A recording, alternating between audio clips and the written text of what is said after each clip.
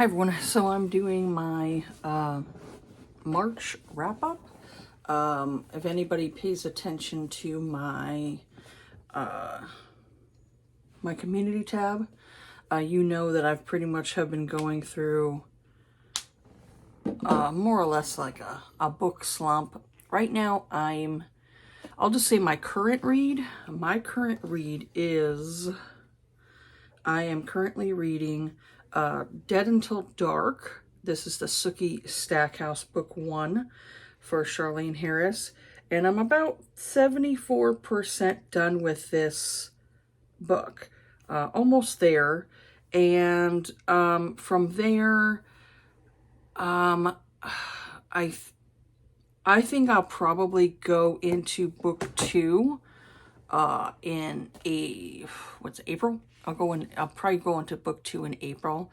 I'll probably take my time with it though. I think every book is different, you know, like some books are a little slower in pace, so you have to take more of your time with it. Then there's other books that are quicker paced. You can kind of get through it very fast. So it all depends on the pace of the book. This one here is definitely more slower paced. So yeah, I've been taking my time with it. I'll review it in April. So, you know, and then hopefully I can get through like the second book. So, I didn't do my reading stats, but I will say I have read for the month of March, I have read at least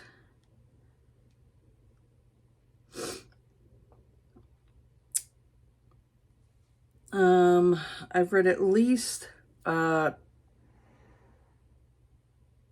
I'd say, probably like 3 ebooks. I've read, or I had 1 audiobook that I listened to this month. And I did DNF 3 books this month. So the first one I wanted to talk about is the first DNF. This one here, I don't normally want to talk about my DNFs. I'd rather talk about them at the end of the year. But this one here I want to talk about because I was about 80% into the book when I was like, fuck this, you know? So there's a reason why I DNF this one. So, I ended up reading, this is When She's Common by Ruby Dixon. This is part of the RISDA book. This is book number 12.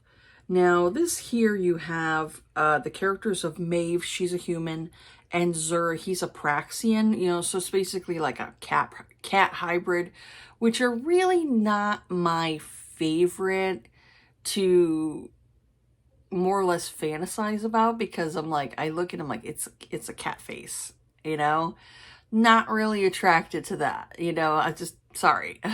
So some of these books can be a little bit hard to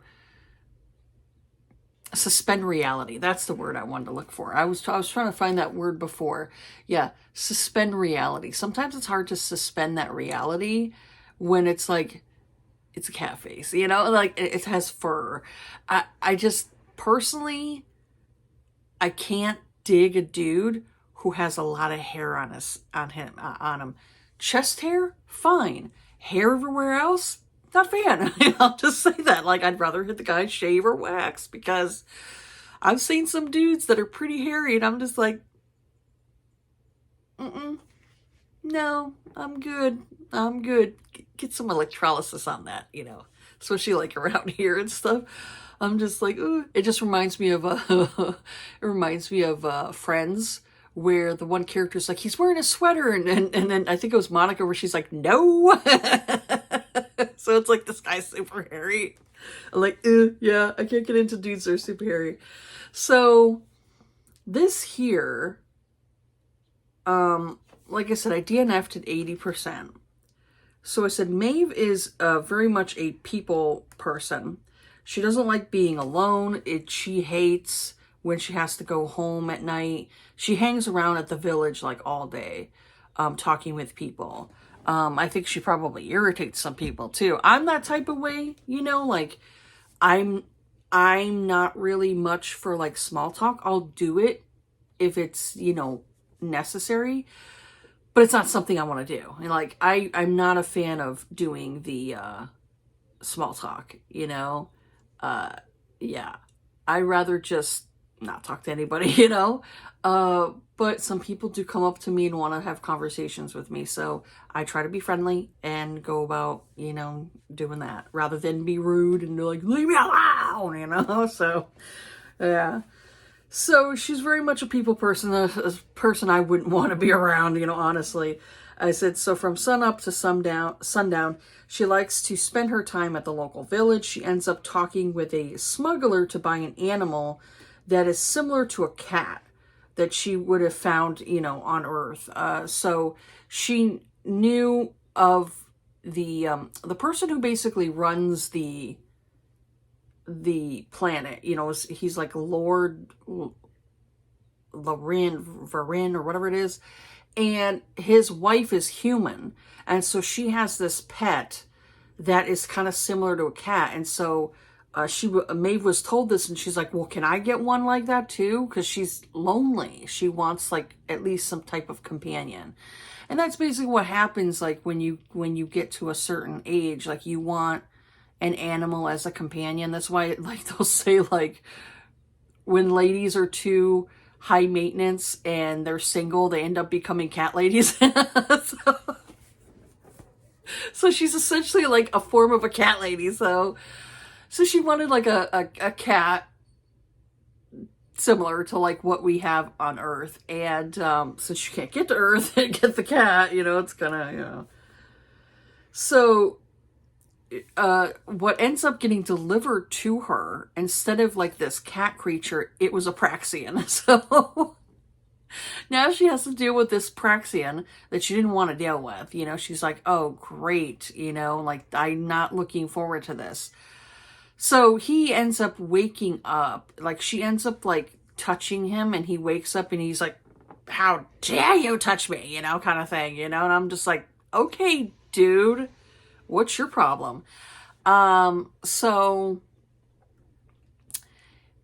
he ends up waking up and he was like, you know, where am I? And she's telling him like, you know, where he is and everything. And he's like, okay, well, where are my trunks? You know, because he's looking for his 30 some freaking trunks that he had to bring with him. And of course, you know, they're not there because smugglers are not, you know, the most trustworthy when it comes to things, you know. So he has no credits. He's got nothing, you know, basically to his name. So he has to rely on Maeve for survival, you know. And so he's really annoying at the beginning.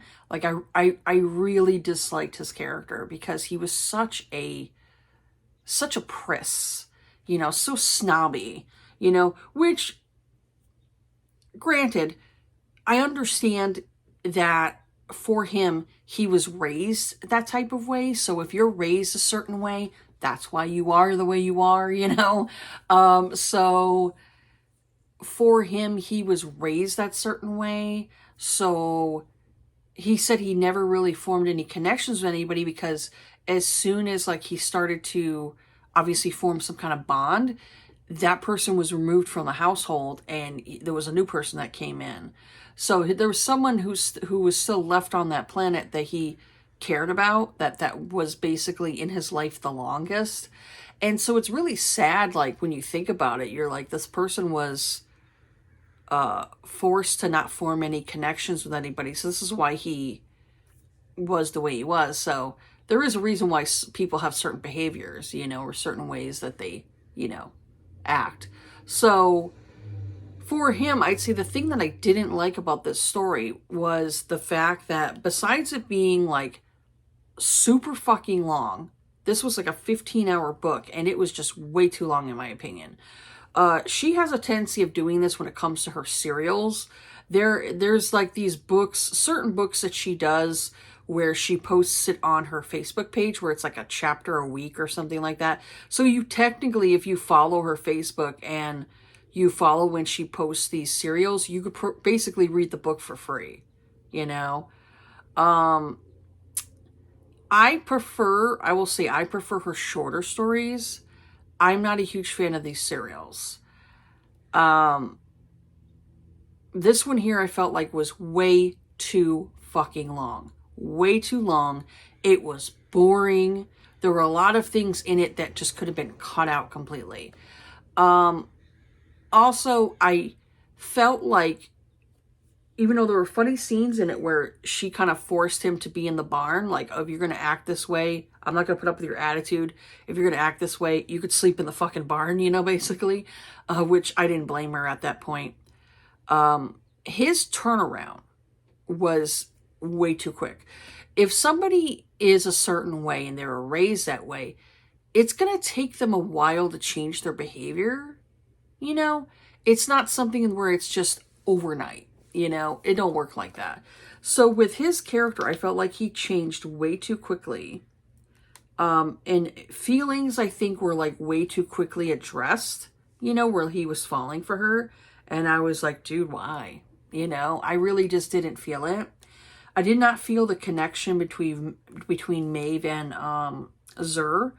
I didn't feel that build up. There's supposed to be a build up when it comes to romances. You need to be able to feel that attraction, that connection between the characters. I just didn't feel that with this, or I didn't, you know, there was nothing there. It just went from like them not really liking each other to her feeling like horny and lonely, to the point where, they started being like friends with benefits. I hate that term. I'll just say that. I really hate that term. I'm not a fan of it. I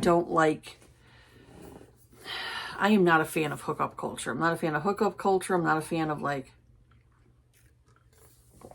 friends with benefits, because I have experience in that. You know, I have done the friends with benefits thing, and I don't know, it makes you feel cheap. It makes you feel cheap. It makes you feel used.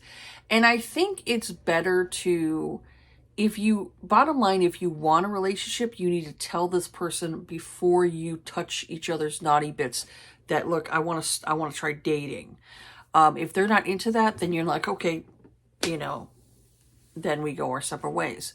I think a lot of women attempt to do the hookup or the friends with benefits, and then eventually feelings start to, you know, arise. Because we're not meant to, men can go and throw around their seed, no problem. For them, it's just sex. There's no feelings attached. If they get someone special, then feelings could become attached for them. And, you know, they form bonds with that particular person. For women, a lot of times it's mental. You know, guys, it's physical. Women, it's mental. We mentally start to bond with people we become sexual with. It's an inherent natural response that happens when it comes to biology. So you cannot change biology. It is the way it is. It's the same thing with like us as humans. Our bodies are meant to have pleasure. This is why we have erogenous zones. This is why we have pleasure zones. This is why women have like, 10,000 nerves down in their, you know, hoo-ha. We are meant to find pleasure with the sex act. Where it kind of differs is when you start using it as just that and nothing more. You know, like I said, women, we form bonds. Doesn't matter if it's like, you know, you consider it a hookup, you consider it a friends with benefits. In order to really enjoy yourself, you need to be attracted to that person, right? Sexually attracted to them. So that sexual attraction, that lust, can turn into deeper feelings, you know? You could start at lust. This is why I don't like insta-lust or, you know, different things like that. I'm not a fan.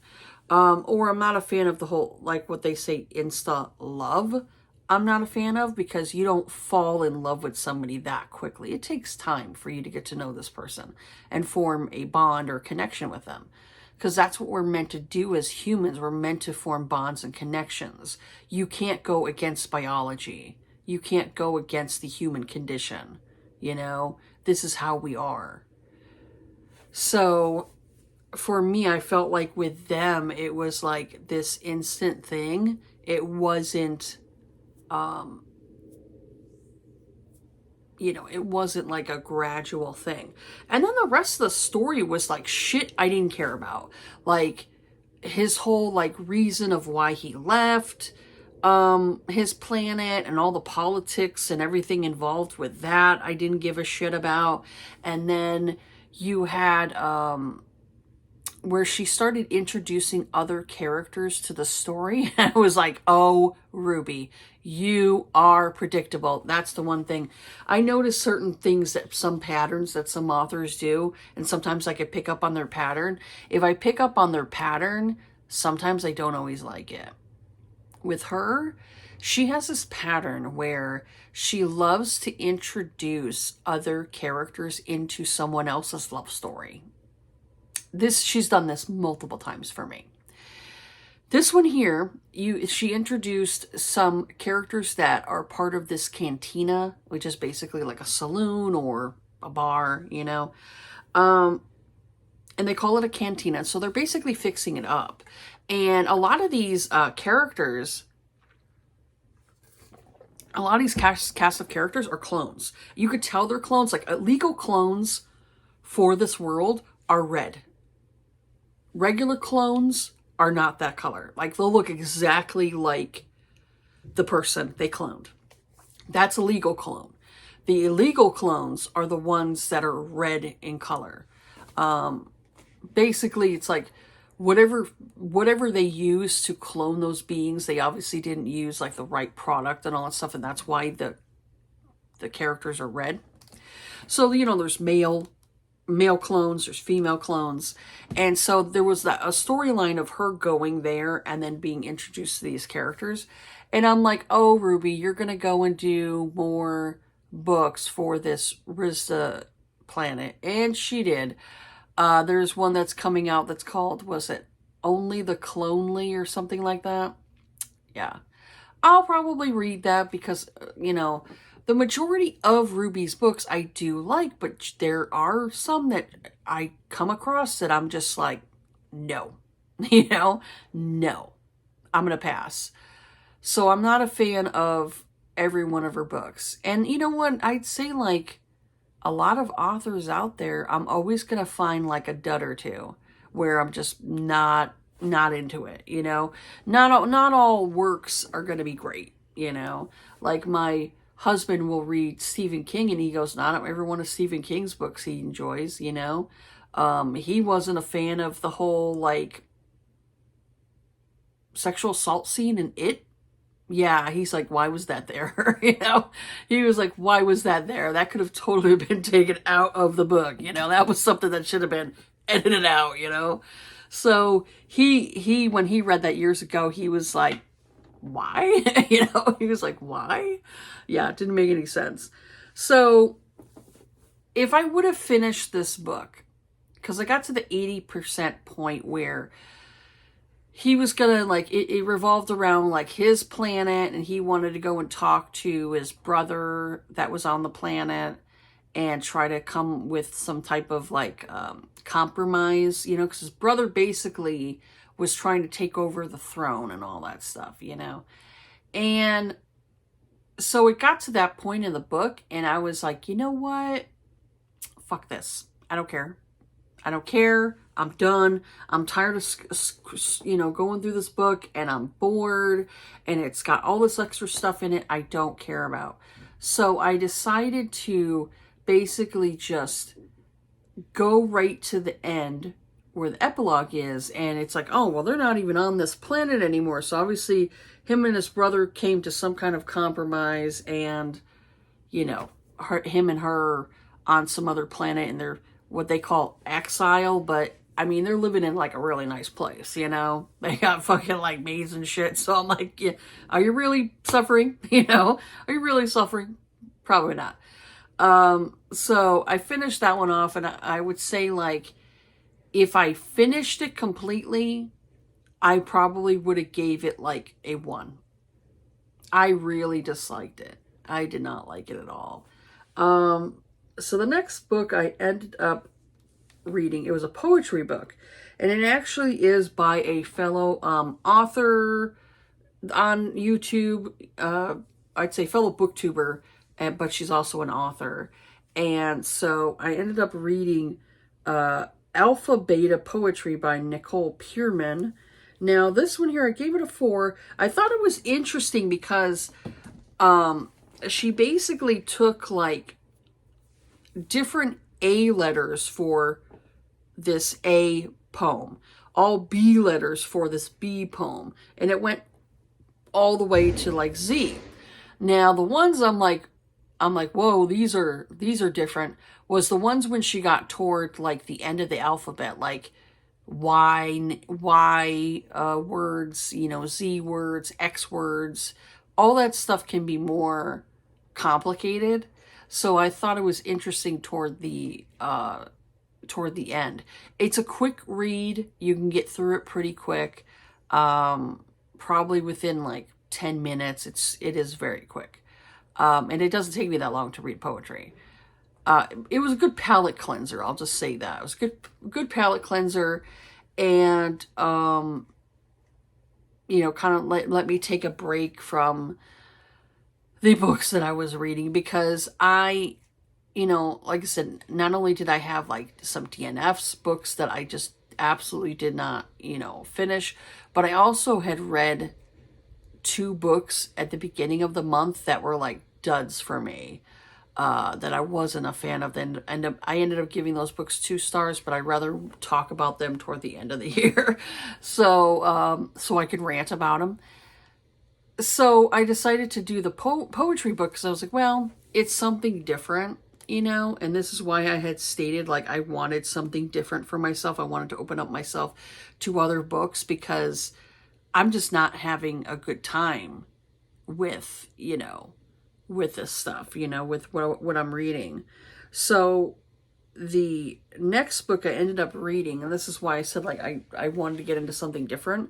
I ended up finishing off Legends and Lattes. I was talking about this in a previous video, where this is part of the Legends and Lattes series. This is book number 1.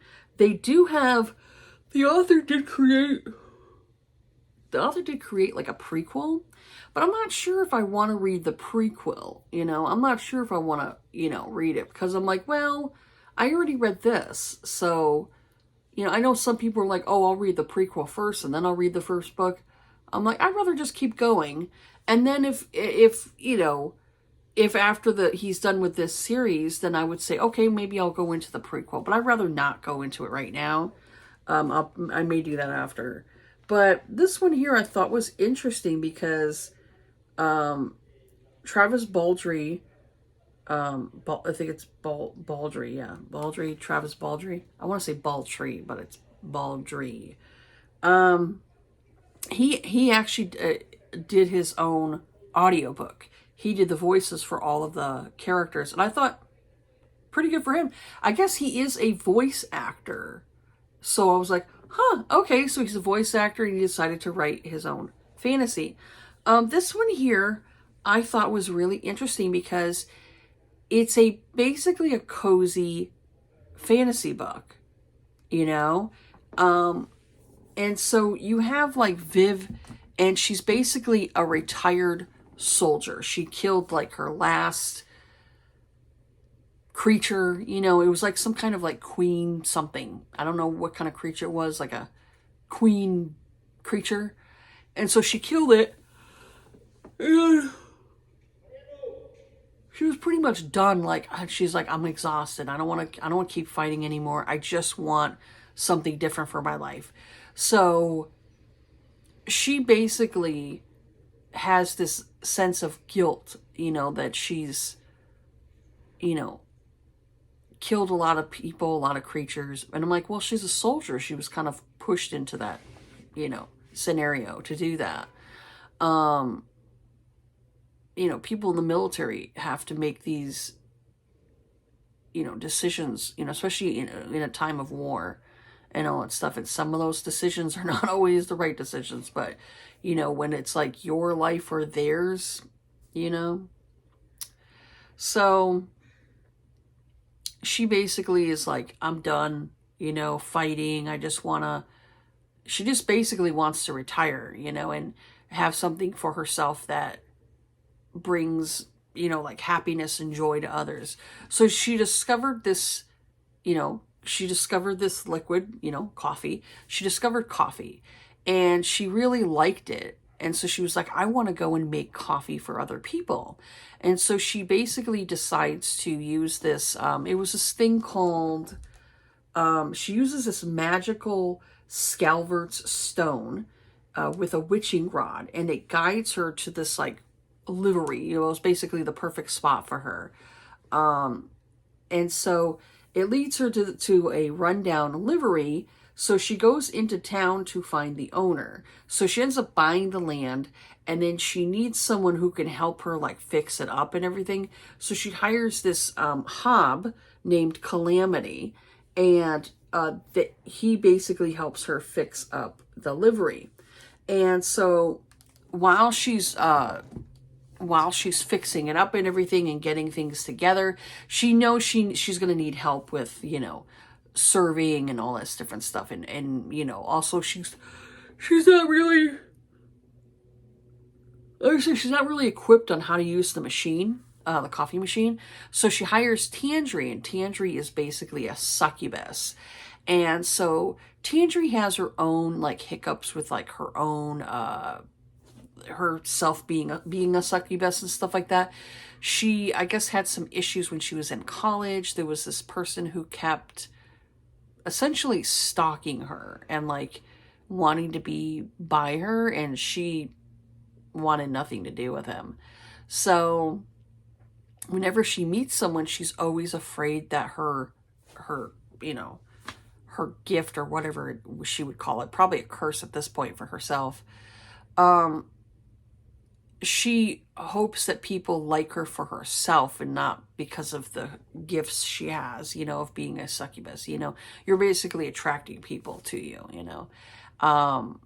So Viv hires Tandri to go and like, you know, help with like the counter, like serving and things like that, and working with the coffee machine.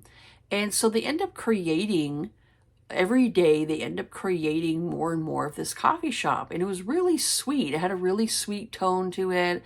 It was very mellow and calming. Like you could just sit there and just relax with this book. It wasn't something where all of a sudden something bad comes out and a character gets killed or different things like that. You don't have to worry about like remaining on eggshells, like, oh man, what else is going to happen kind of thing. With this here, it's very much a mellow, slow-paced book, and I did really enjoy listening to it. It was it was something different. It had a slight romance to it, because the characters toward the end, you could tell like they had feelings for each other, you know. That was more than like friendship, you know. They definitely were attracted to each other. So I really enjoyed this. And then you had all these other little casts of characters that like came in. It's almost like you kind of think of it as it's a found family, you know, like along the way you end up developing these friendships with all these different people, and you form these bonds, and it's like you take them into your family, like you're my family now, you know. And I really love found family. That's one thing that I just love in a book, is you may not have any family of your own, or maybe the family that you were born into is not the family that you have that bond with. So you rather bond with other people who really get you. And so I really love found family. And so with this one here, you had like other people come in, like there was this ratkin named Thimble. He was really quiet, really meek. And so he would come in and drink the lattes because he really liked, maybe it was cappuccino that he liked, but he really liked the coffee. And so she started seeing him kind of come in every day, and she noticed he would wear like this apron. And so she thought to herself, I need more than coffee that I can serve that will, because some people may not want to drink the coffee. They may not want to, you know, to come in and drink it, especially if they don't know what it is. So she's like, well, maybe I could attract other people to the cafe with something else. So they end up calling the cafe like Legends and Lattes.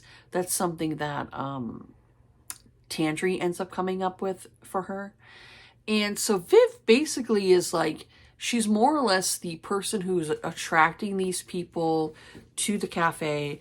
And also she's the one that is kind of, I'd say almost in a way protecting these people too.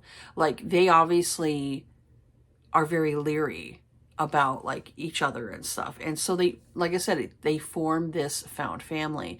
I really liked Ratkin, the Ratkin, which was Thimble. I really liked Thimble because he had this creativity to come up with these different pastries. And I love a male, like especially love a male who could cook, you know?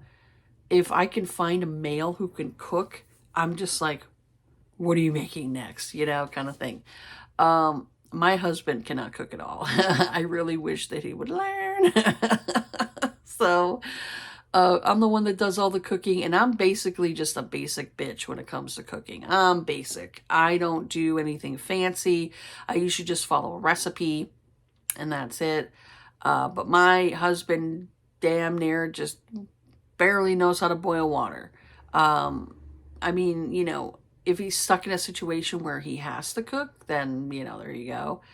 But, you know, I would say most of it's just lazy. You know, he's just lazy and doesn't want to cook.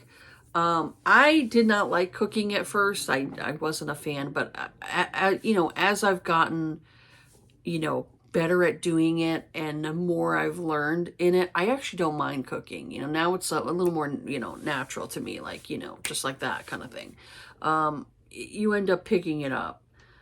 So I liked Thimble. He was such a cute creature. And, you know, when Viv would be like, oh, this is fantastic, the praise he felt like when, you know, when someone liked his cinnamon rolls, or there was like this other thing that he created that was kind of I'd say the only thing I can think of is that it was probably similar to like biscotti. You know, like biscotti can be kind of like more of a hard, kind of like a cracker, and it's really good like to dip in your tea or your coffee, and then, you know, it starts to you know, soften up a bit. That, I think that's one of the dishes that he ended up creating. It was kind of like something like a biscotti where it had like fruit and nuts in it too. And so when he created that and they were like, oh, this is fantastic. And then when they were like, you know, he told them dip it in the coffee. And once they dipped it in the coffee, they were like, you know, blown away. And so I thought it was really cute because he really liked praise. And so she was giving him that praise, that positive reinforcement of like, yes, these are really good. And so it was just, it was a really sweet story. And I definitely, you know, enjoyed myself. I would read other Travis Baldree books, you know. I'll wait for like if there is a second one, I'll wait for the second one to come out. But I really enjoyed myself with that. So I was like, well, you know what? If you know, if I could find something, you know, similar stories and things like that, then I wouldn't mind reading more fantasy books. But it was really cute. I enjoyed that a lot. And I said, you know, it would be a fun movie. It would be a fun movie to see, like, especially like what they could do for like the animation of the characters. You know, like obviously you would have to probably, I would say one team you'd have to use for that type of movie is, I would say, like, you'd use, like, what's his name? James Cameron's, like, team, you know, that's done the Avatar movies. Because everybody has, like, those little dots on their face and all that stuff when you're creating all the, whatever they're called, again, the Nari or whatever it is. I don't know. Nori, I don't know. I will say, like, the stories for the Avatar series is fucking boring as shit. But I liked the animation. Like, I don't care for the Avatar movies, you know. Sue me. I don't care. I was not a fan of the Avatar movies. They're fucking long as shit. But I will say the thing that I really liked about the movies was the animation. You know, the CGI was really well done. That's the thing I was most impressed about those movies, was that the CGI was fantastic. So I think if you had made, like, if you ever made a Legends and Lattes movie, you would have to hire James Cameron's, like, animation, you know, team or whatever, whoever he uses, because they did a really fantastic job on those movies. Visually, story-wise, could have been better. I'll just say that. James Cameron, you could have did a better fucking story. Instead of creating this pseudo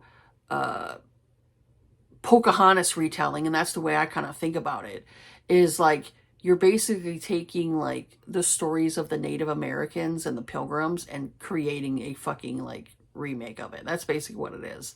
And I was like, you know what? I fucking hate stories with colonialism and all that shit.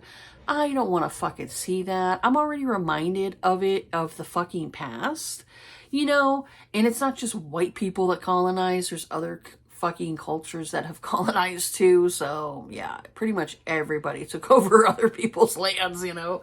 So for me, I'm kind of, like, tired of that story. And I'm like, yeah, we've seen this shit before, man. I don't want to keep seeing this. I don't want to see these people get their land taken away from these idiot humans that decide to go onto this planet.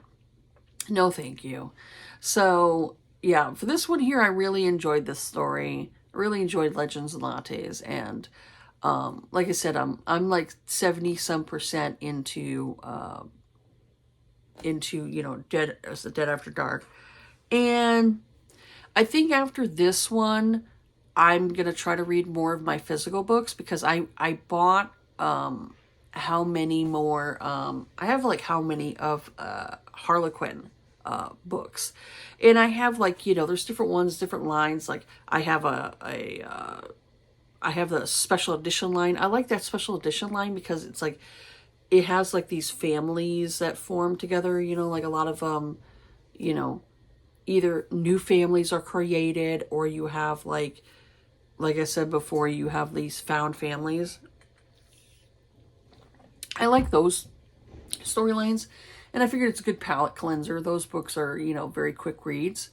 And so I ended up picking up more of those. I ended up picking up a couple of books, that I figured I would experiment with and see if I like. And then I picked up, like, how many of R.L. Stein's, the Fear Street series. I wanted to pick up more of those books again, because I haven't read that series in, like, forever, not since I was a tween. And so I wanted to pick them up again and reread them and see if, you know, if they're like a palate cleanser, something different. You know, as I stated before, I'm really frustrated with a lot of the romances I've been picking up lately. So I want to delve into, like, something different, you know, something different that I can find enjoyment in and kind of go from there. But yeah, this month wasn't a good month for me when it comes to reading. There were, like, you know, there was that Legends and Lattes, which I really enjoyed. But that was obviously outside of what I normally read. But the ones that, you know, for romance, I wasn't a fan, you know. Like I said, I'm still going to read romance, you know, and I'm still going to obviously come across some duds, you know. I'm obviously going to come across some duds, but I mean, that's pretty much what, happens. You're not going to enjoy every book you read. So, but I figured I would save those, the 2-star books for the end of the year. My child, my eldest, is such a pig. I'm picking up freaking crayons right now to put them away. This child constantly leaves me a friggin' mess. I feel sorry for the roommate that she's going to have in the future when she moves out one day, because she's a pig. So, and I'm constantly telling her to clean up after herself. But yeah, that's pretty much it for this video here. Yeah, not a great month. I'm hoping that my month of April will be a little better for me, reading-wise, because I am going to try to, read some other things that are outside of romance and go from there and see how it goes. But yeah, that's pretty much it for this video here. Have yourselves a good day. Take care of yourselves, be kind to each other, and I will see you all on the next video. All right, bye.